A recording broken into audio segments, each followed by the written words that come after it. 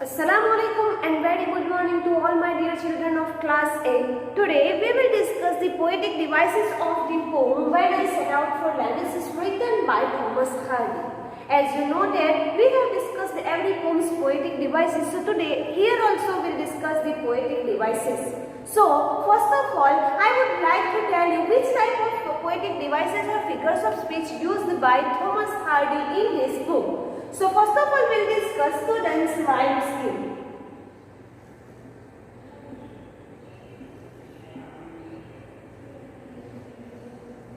As you know that rhyme scheme is the pronunciation of every word which kept at the end of the line. If the pronunciation are same, so same letter will come. If pronunciation changes, so next letter will come from your sounds, right? So here first of all we'll see rhyme scheme which is followed by the poet here. First of all we'll see in the first stanza.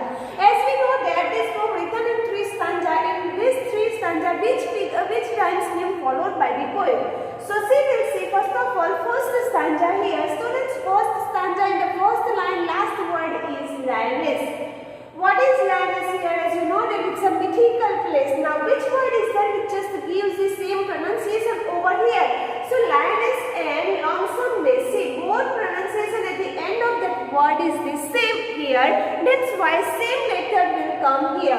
So students, Linus and lonesomeness as the same pronunciation we have. So same letter, alphabetical letter will come here. That is the A.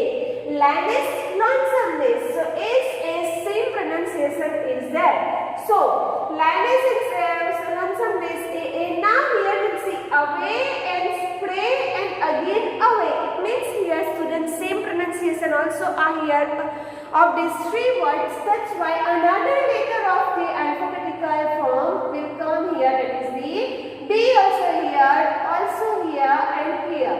So what is the first stanza's rhyme scheme is A B B A. Linus also here will come A B. Linus, lonesomeness, Linus. Same pronunciation here. That's why A B B will come in the first stanza. So first rhyme scheme will be A B B. In the second stanza again we'll see Linus, yes and Linus. So here also A. Then declare and again then here means what come B. It means here in the second stanza the poet has used the same rhyme scheme, that is the A B. In the third stanza also same Linus, fathomless, Linus. So A. Here also eyes, surmise and eyes. B. So again same here also A B. So students, here we have talked about the rhyme scheme of this poem which is followed by Thomas Hardy in this poem. So in every stanza rhyme scheme is same here, that is the A B. So students, remember this and write it. Now here in this poem you will write point wise, that is the, for example rhyme scheme. So you will write in the stanza number 1, stanza number 2, stanza number 3 same. You can write that rhyme scheme is of this poem is A B in every stanza. So students, we have talked about here rhyme scheme. Now follow here what is the rhyming words. We'll see here. Second point is rhyming word. As you know that rhyming words also based on rhyme scheme, right? So rhyming words are Linus. If we have same alphabet that become the rhyming words. Linus, lonesomeness, gaze. Here also fathomless. That is the rhyming words. Another away, spray, dead and declare, eyes and surmise. These are the rhyming words. So you have to write there. Another title you will write there. Rhyming words. Then Linus, lonesomeness, gaze and fathomless. There are 4 rhyming words of this poem. then after always pray, dead and declare, eyes and surmise. These are the rhyming words of this book. So we have talked about 2 points here, rhyme scheme and rhyming words. Now we'll see next what will come. Third point will be, students here, it is refrain. What is refrain? As you know that I have discussed in the last poem, that is, refrain is the repetition of whole line in the stanza. See here, we'll see first of all what is refrain. Refrain here means, students see, the repetition of one or more phrases or lines at the end of the stanzas. Another, it can also be an entire stanza that is repeated periodically throughout a poem and kind of like a chorus of a song. So repetition, refrain and repetition. What is the difference between refrain and repetition? Students, remember this. Refrain means the repetition of whole line in the one particular stanza, and repetition means the repetition of words in the stanza. So remember this. Now what are the example of the refrain in this poem given by the poet? We'll see next. So third point you will write there, that is the refrain. So students, here the example of refrain given. So first of all, when I set out for Lannas's 100 miles away, this sentence repeated by the poet twice in a first stanza. So it is given in the stanza number 1. This becomes the example of refrain. So students, remember this example of refrain, stanza number 1. Then another in stanza number 2. What is the example of refrain here? What would I perchance at Lannas's while I should sojourn there? You can see in your textbook there. Here this sentence is given in 2 times, right? Twice it is given in your text, in your poem, in one particular stanza. So that becomes the example of refrain. In the third stanza number 3, you can say which line is there which repeated twice in the stanza number 3, that is here. While I return from Lannas with magic in my eyes. This line also repeated 2 times in that particular stanza. So that's why it becomes the example of refrain. So students, here we talked about the third point of poetic devices. It is refrain. Refrain means, as you know that in the last that we have seen, refrain means the repetition of whole line in one particular stanza. That becomes the example of refrain. That is only the refrain. So here in the 3 stanza, one line is there that repeated twice in that particular stanza. That becomes the example of refrain. So here it is given, copy these sentences in refrain, right? So students, you have to copy this also. Remember this. Okay, now we'll see third point of poetic devices which used in this poem, that is symbolism. Say students, here symbolism also example which is given in this poem, and this poetic device is also used in this poem. What is symbolism? First of all, we'll see. Symbolism is when the author uses an object or reference to add deeper meaning to a story.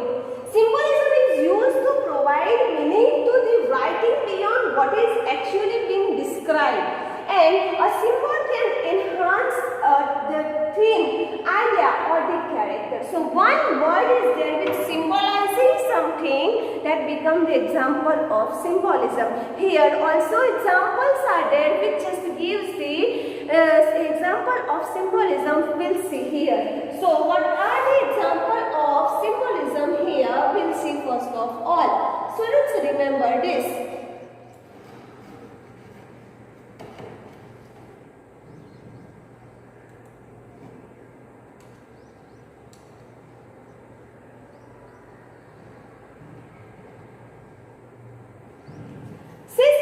Example of symbolism, starlight. It means twinkling stars. It symbolizes what? It symbolizes the hope. So remember students, starlight is a word right? What is the hope? What is the, we can say, the satisfaction which the poet got from the place Lionesses. Another example of symbolism is magic and radiance in poet's eyes.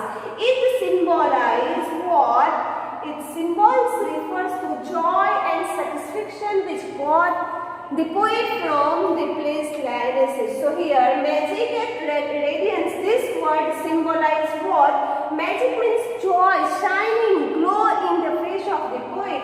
Radiance red in poet's eyes. So it means satisfaction and joy. These things symbolize what? This word magic and radiance. Starlight, it's a symbol of hope. Lioness, it's a word which means a place in which the poet goes from darkness and comes back enlightened. So lioness, this word itself symbolizes what?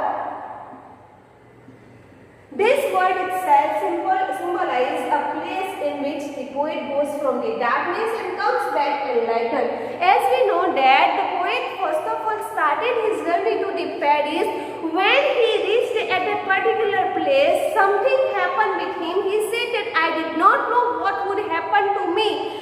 But only not I, another wisest wizard, another wise man or the prophet could not able to realize that what would happen to him. So here this word also describe and symbolize that the poet changed and transferred himself from the darkness into the enlightenment, into the excitement, into the satisfaction, we can say, and contentment he got from that particular place. So here students, these are the example of symbolize which is used by the poet in this poem. So these are the words you have to copy there. These are the example of symbolism. See, next we will see first of all, as you know that in every poem we have talked about another figures of speech, that is the alliteration. What is alliteration? As you know that repetition of consonant sound in the beginning of that particular word.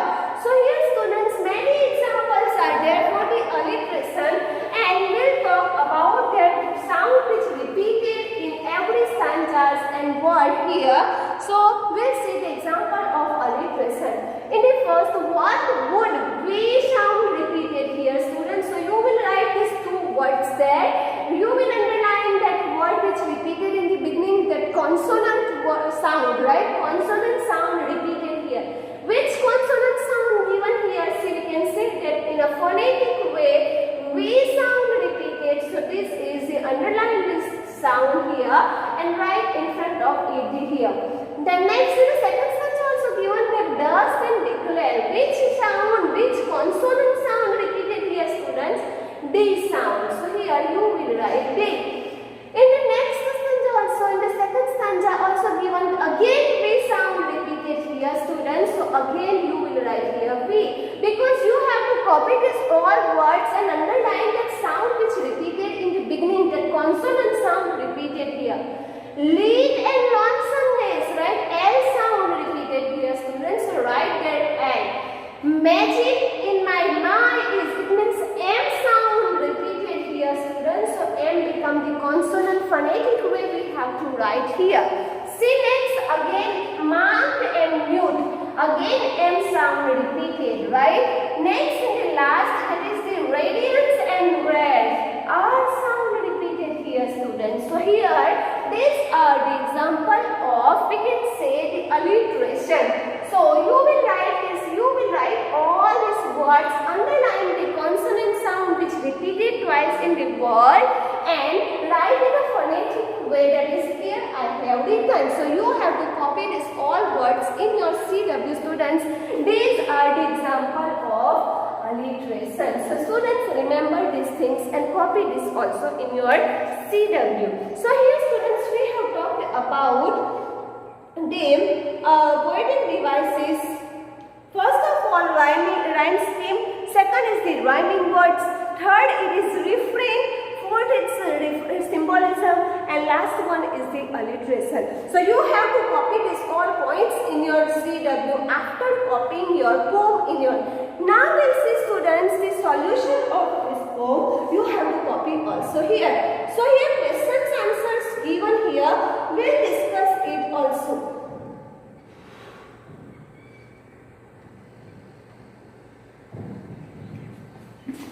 See, working with the poem, students here also given, so you have to remember and you have to copy these answers in your notebook. So it is also this exercise given in your textbook. You can see, you can check and you can copy from your textbook. I will discuss what is the right answer of each question. See, working with the poem, in the first stanza, find words that show here. First sentence given, that is that it was very cold. A word this rhyme, it is refers with this sentence. Second is that is what late evening. This word starlight is a word which refers with the late night evening. That the traveler was alone. Which word is there? Lonesomeness. Alone word means what? Loneliness, right? So alone means loneliness here. Now say next one, something happened at Lannis. It was what? Unforeseeable, right? Impossible, it is wrong. We cannot say improbable, also we cannot say. This was the unforeseeable. It means here no one can predict that what would happen in that particular place. So we can say that it was the unforeseeable. See next we will see, pick out 2 lines from this stanza to justify your answer. So here we have to just write that lines which justify your answer is there. Which word is there, right? It means it depends on this question. Which person here? Those who are not predict the future, what would happen in the land. So these 2 lines are there which gives the example of this word unforeseeable. That line up, no prophet does declare. Another line is, nor did the wisest wizard guess. So this line is the right of this answer. See next. Read the line stanza number 3 that implies the following, right? Now this line, see here, everyone noticed something and they made guesses but did not speak a word. As you know that in the 3rd stanza, when the poet came back from that particular place, all word is there which gives the people of that particular place where the poet was living there. So all marked with a mute surmise. This line refers with this, everyone noticed something but they made guesses but did not speak a single word. So we'll see next. Now in the line that refers to what they noticed. My radiance red and fathomless, right? The people noticed in the eyes of the poet what? The glow, the shine, right? We can see the glow in his face and also fathomless. So shining and glowing face of the poet, people notice here. Students, we have discussed the poetic devices and questions answered. You can copy from here. Afterward, we'll give you just the solution of this poem. So students, here we have completed this poem When I Set Out for Lannis, written by Thomas Hardy. Next is we'll see next chapter after the vacation. So please students, read this poem, write everything in your CW. Still if you have any confusion, you can ask me. So students, we have completed here the 7th poem from your Honeydew textbook, right? So till the 7 you have to complete your CW, every chapter's question answer, word meaning, about the poet, summary of this poem, everything you should write over there. So students, thank you and have a nice day.